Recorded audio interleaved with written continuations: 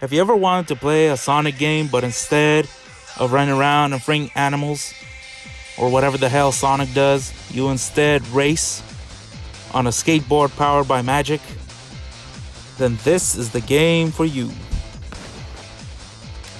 In all seriousness, the trailer does show what the game is about, including its central characters, the gameplay, and the game mechanics, sort of.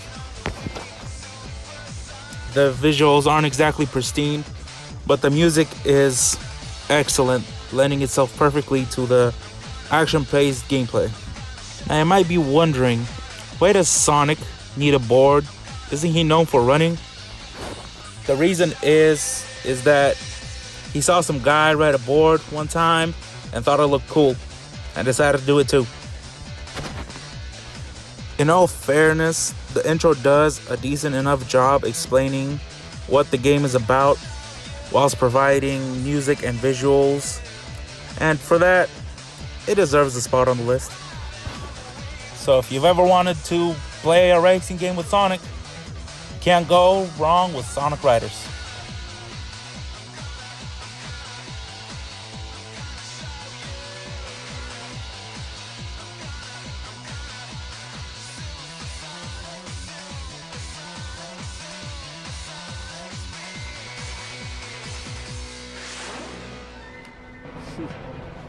In this intro, we're introduced to two of the central figures of the story. The main character, Zack, and his mentor, Angel. Hello to you too.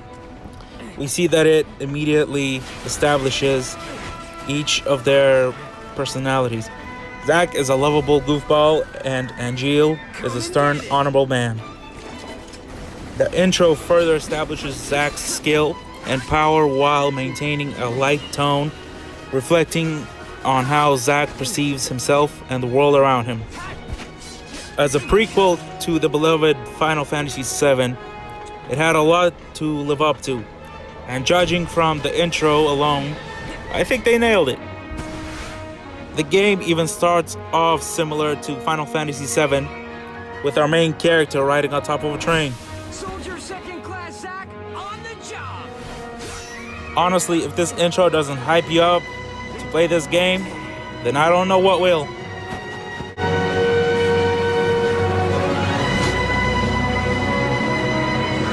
Mark 93-2, rerouted to Sector 1 station near Mako Reactor 1. Proceed to mission phase and change the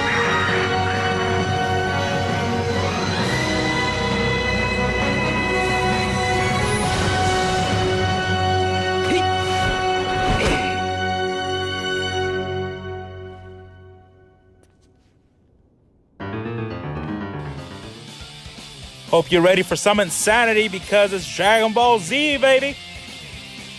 Honestly, this whole intro is just hyping up the game and it's totally working. I could watch this trailer all day. It's just that good. Especially that guitar, man. It doesn't help that I harbor a bit of nostalgia towards the game because of the show mostly. Because it was just, honestly, the best show I've ever seen in my life. I am a huge fan of Dragon Ball Z. It was my favorite anime. So when I saw this game and then the intro, I was hyped. I must admit that aside from the music, this intro doesn't really give any context about the game itself. The visuals haven't exactly aged well either, but I'm nitpicking at this point. It's an awesome intro for an awesome game. Try it out sometime.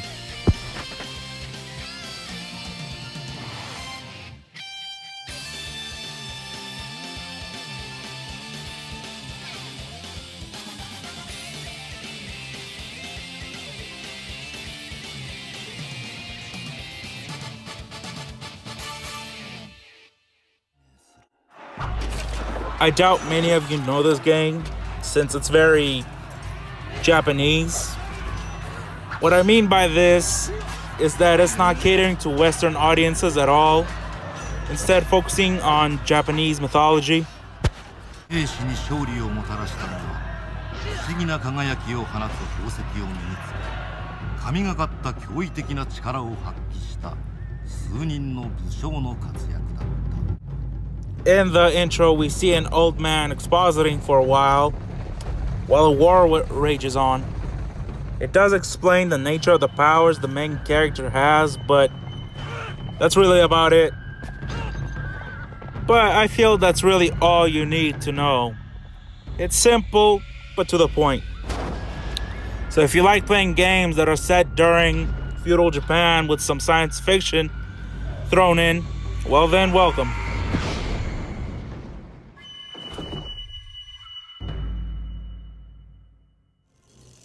There's only one word that can be used to describe this intro. Epic! I can't show you the whole intro because it is incredibly long, but after sampling just a bit of it, I bet that you'll want to check it out for yourself. The thing that stands out the most to me is the fight choreography, showing how much work and dedication they put into it. Seriously, the action here puts most Hollywood movies to shame. The intro builds mystery and suspense as it goes on, intriguing you with its stunning visuals and enticing you to play the game to uncover its mysteries. What I'm saying is that I was captivated from the moment I saw the intro, which is what an intro is designed to do. So in that regard, this game nailed it. I'm going to shut up now and let you guys enjoy the fight. Enjoy.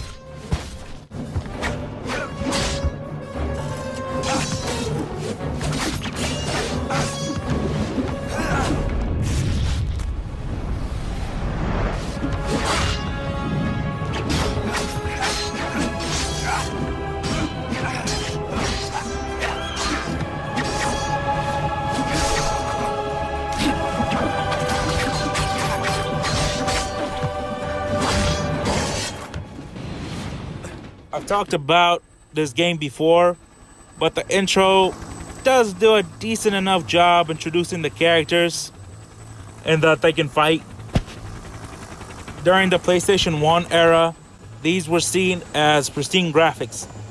I know that they don't compare to today's standards, but back in the day, this was revolutionary.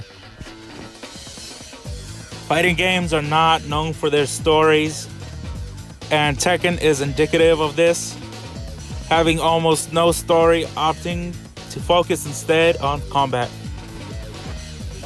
This reflects in the intro as it is just a compilation of scenes of the characters fighting. So the only real value you'll find is in the music, visuals, and nostalgia if you ever played the game. This was the first PlayStation game that I ever owned, so it felt like a crime not putting it on the list. All in all, I think the game does a pretty good job of hyping you up to play it.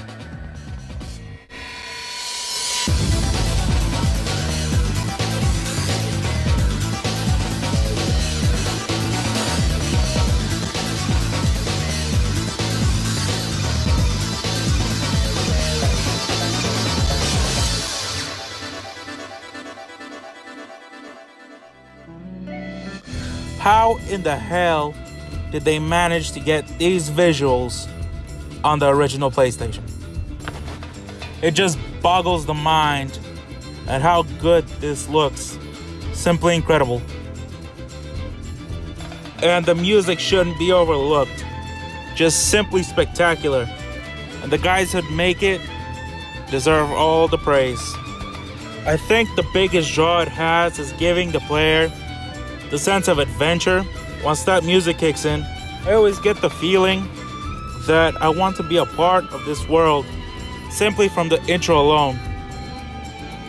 If you've ever played Chrono Trigger on the original SNES, you would know that this game had a lot to live up to.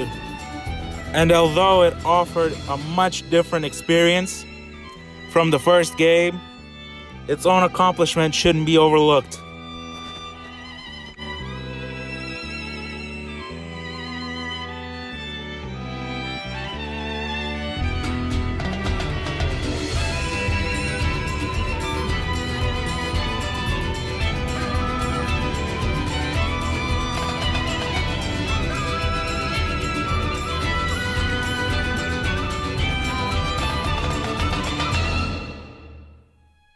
At number 3, we have Kingdom Hearts Chain of Memories. The game starts off where the first one ended, with the gang receiving a letter from King Mickey being carried by Pluto because reasons. To this day, I'm still wondering why they're running through a random ass field. I guess we'll never know. Anyway, at night, a strange man comes to visit Sora, beckoning him to come to Castle Oblivion.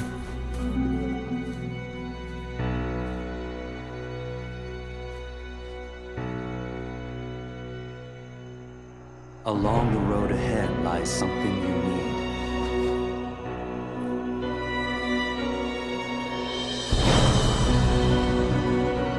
However, in order to claim it, you must lose something that is dear to you.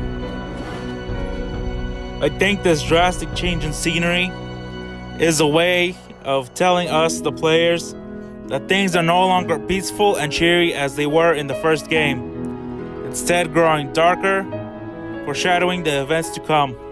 Perhaps I'm putting too much thought into it, even though this is the Empire Strikes Back of the Kingdom Hearts franchise.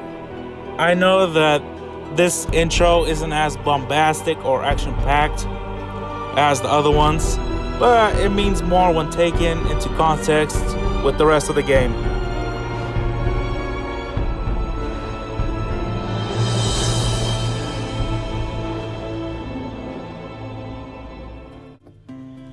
This game is by far my favorite Wild West RPG, and its intro is also by far my favorite Wild West theme. Over the course of the intro, we meet our protagonists. A boy who has a tragic past, a girl who could summon creatures, and a man who could talk to rats. I think. In the end, they all end up together as a group. I am honestly just as impressed by this game's intro as I was with Chrono Cross, since Wild Arms' intro has visuals and music on par with Chrono Cross. I think my favorite thing about this intro is the music having a sort of sad theme to it, but as it ends, the music picks up as if given renewed hope. It's honestly how it makes me feel, which is why it's on the list. Which is why I'm gonna shut up and let you all bask in its glory.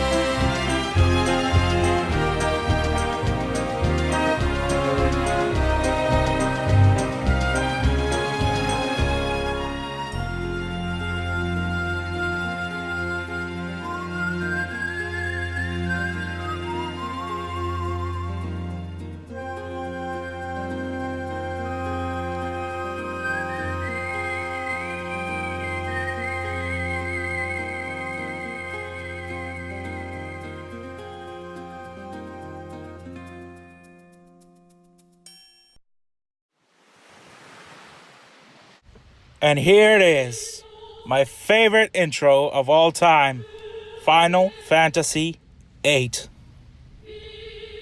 Before I say anything else, I have to talk about the music. Nobuo Uematsu truly is the best composer ever. He puts us all into bringing in a full orchestra in order to perform this song. Man truly is a musical genius. Like the best intros out there, this one, of course, has a story of love and battle all rolled into one. This intro by far outclasses all the other ones, not only for its visual design and music, but also for its fight choreography. For all its splendor, however, it only shows us the main characters and their struggles and not everyone else's, which is strange considering how interconnected all of the characters' stories are. That is literally my only gripe with this intro, and even that is just a nitpick. No matter how you feel about the game in question, you have to admit that the intro is top-notch.